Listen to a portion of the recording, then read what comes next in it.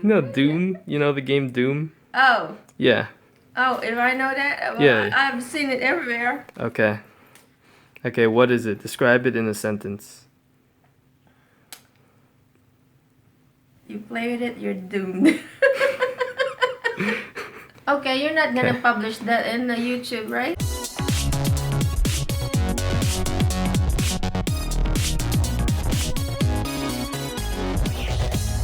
id Software's Doom, the game that needs no introduction. I mean, hell, in the mid-90s, Doom was installed on more computers than freaking Windows 95.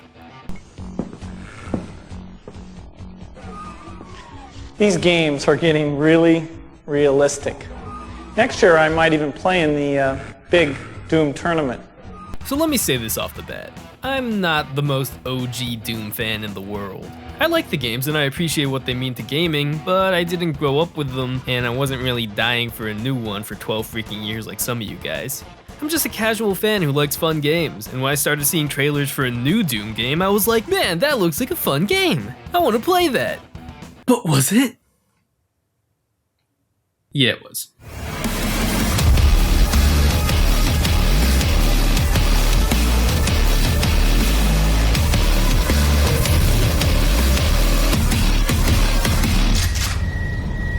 So in Doom 2016, you play as, well, the Doom guy. And I'm not just being an asshole here, you play as the actual, literal same character from Doom and Doom 2.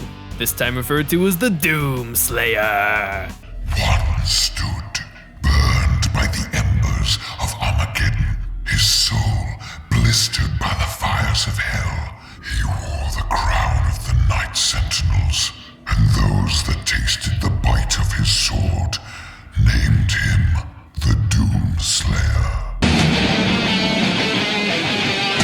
According to this game, the Doom guy is now some kind of ancient warrior who's always there to kick the demonic asses of the armies of hell. Sometime after the events of Doom 2, he gets sealed inside a magic sarcophagus only to be woken up at the beginning of this game. Now you're involved in a plot where people on Mars once again open the portal to hell, allowing demons to overrun the place, and a giant talking robot is telling you to stop them, and there's fucking volumes of literature you can read on this, if you want to. The story, while apparently deeply thought out, is essentially just there to guide the gameplay. Because you can't really get away with explaining your plot in one page in the instruction manual these days. I miss instruction manuals. But none of this matters, because from the get-go you can tell that this game isn't about the story. This game is a game-ass game. So many video games become overly obsessed with telling a narrative that they forget that the core thing a good game needs is good gameplay. I mean, I don't really think that this can be a debate, but to me a mechanically sound game with a poor story beats a mechanically weak game with a stronger story every time. I mean, what's the better motivation to keep playing? A story that forces you to slog through a bad game, or a fun game that may have a half-assed story or none at all? Yeah, I'd much rather play Tetris than Beyond Two Souls. Doom doesn't pussyfoot around about being a video game. It knows what it is, and it likes it. I mean, you have an entire battalion's worth of weaponry strapped to your back at all times. It doesn't make any sense. It never made any sense, but that doesn't matter. Fuck off, modern shooters with your two-gun limits and your iron sights. This is a game about fun, not realism. Nobody's gonna decry Doom for being a poor Martian exploration simulator. Looks like you're getting pretty hungry there, champ. Why don't you set up your hab and grow some potatoes? Hope you haven't taken any shits lately. This game's gonna require you to think fast and aim precisely, cause it can get tough. If you aren't circle strafing, bunny hopping, and looking around like a spazzing monkey, honestly you're playing it wrong, and you're gonna die. I played on normal, by the way. I did try out Nightmare mode though, since a lot of people say that's the way to go.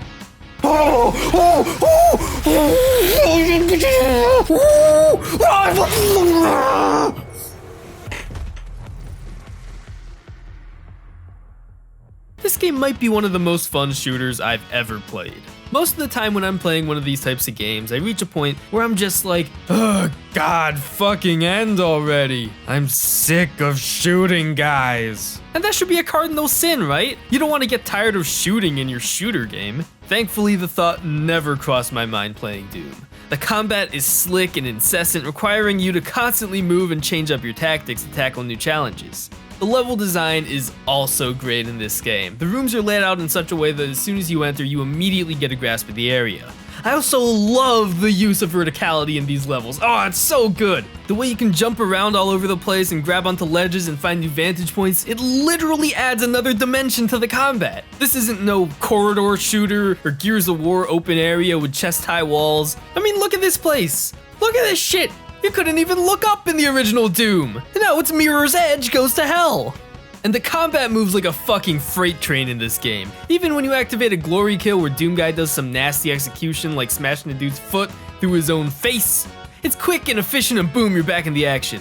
And those finishing moves aren't just eye candy, they actually contribute to the gameplay. When you execute a glory kill, enemies drop health, and when you kill someone with a chainsaw, you get a fuck ton of ammo.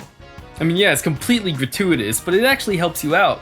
One of my favorite game aspects of Doom is the fact that they actually give you power-ups in the single player. And they're not disguised as anything or integrated into the lore or anything like that. They're just straight up colorful floating balls just hanging around the level for you to pick up. It's great!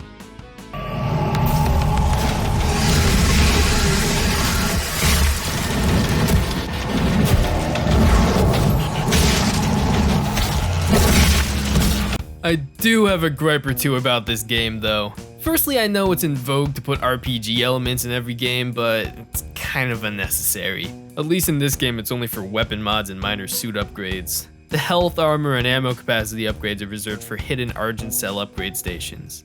Oh, and the other hidden collectibles and secrets in this game are pretty cool too. We've got everything from challenge maps to dolls lurking just off the beaten path. My only problem here is that a lot of these secrets give you upgrade points, meaning it's in your best interest to find them all even on your first playthrough. Because of this, you'll constantly be checking your map to see if there's stuff around, taking you out of the game you should be playing. The points incentivize you to find the collectibles, which is good, but I feel like they should have been less vital. A first-time player shouldn't have to feel obligated to find everything because it'll make you stronger. The focus should be on, you know, the game. These are just minor things though, because as a whole, this game is fucking great. It's like the original Doom on Adderall, and I love it. If you were one of those people who assumed that it wouldn't feel like the Doom you knew and loved, well, rest assured, cause it does. If you want an awesome homage to old school shooters that is at the same time a fantastic modern shooter, please play this game. You won't regret it. Also, most levels involve you searching for keycards to open locked doors. So yeah, it's exactly like the original. But that's not all! We still have 2 more game modes to talk about! Let's start with multiplayer. Now, I'm not a huge multiplayer guy, but even I can tell you that if you are, you'll probably be disappointed by what Doom's got to offer. If you wanted a classic-style, fast-paced arena shooter, haha, no. Don't you know it's 2016? 2016! You can't have a multiplayer shooter without loadouts and classes. It's a weird, awkward multiplayer shooter hybrid, like some kind of fetal alcohol megazord. So you've got 6 game modes. Team Deathmatch, which is self-explanatory. Soul Harvest, where you kill people and get points for collecting enemy souls. Domination, which is basically King of the Hill. Warpath, which is King of the Hill with a moving control point. Freeze Tag, where you try to freeze the other team by tagging them with guns. And Clan Arena, where you fight the other team and each player only has 1 life. However, when I say you have 6 game modes, what I really mean is you have Team Deathmatch. Because this game is fucking dying.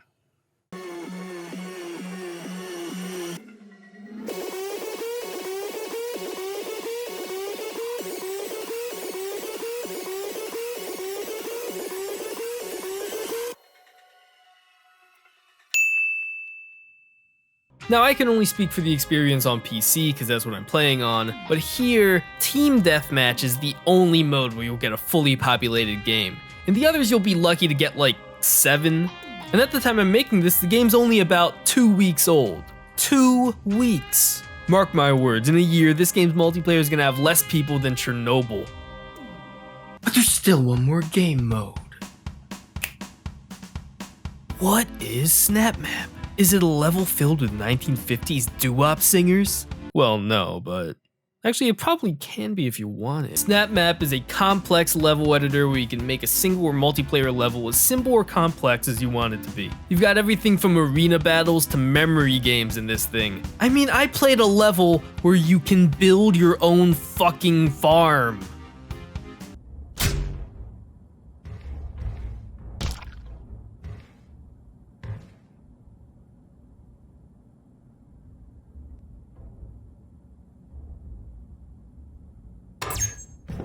I actually got really into that.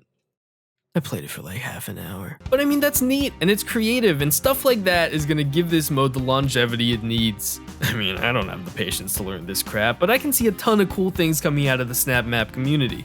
It's a cool addition to an already badass game. Just forget about the multiplayer.